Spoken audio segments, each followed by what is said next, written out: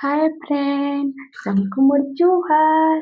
जेमा समले तो चालू नचका देखमा गाँर रेसिपीटी जेनटा कि गोटे शागर रेसिपी आपण मानकर सह शेयर करमी।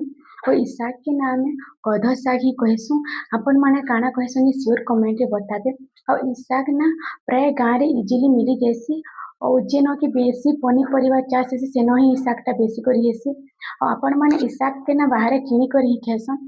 तो चालू देखमा मैं केनता करे रानुचे जे आपण मानक जदि मोर भिडियोटा भल लगा तो please like share and subscribe करबे और मते बहुत सारा भल पाइबा दो जहाँ द्वारा कि मैं आगे बढ़ी पारमी। तो इटा देखुन गध शाग। इस शाग के ना आपण माने मफली भी हंदे करी बोला रांधी पारबे। तो मुई प्याज रे रांधने बेले प्याज दुईटा नेचे और सुखा मिर्चा दुई तीनटा जिनटा कि मैं भल भावे काटी देछे गोटे जगह रे रखी देछे।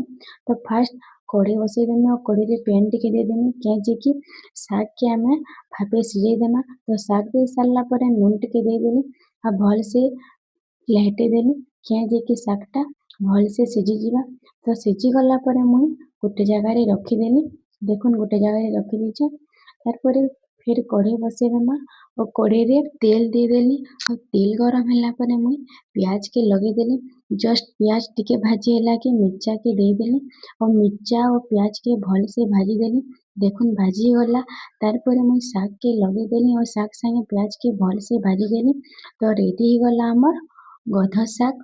आपण मानक जदि मोर भिडियोटा भल लागिथिबा तो please like share and subscribe कर देबे।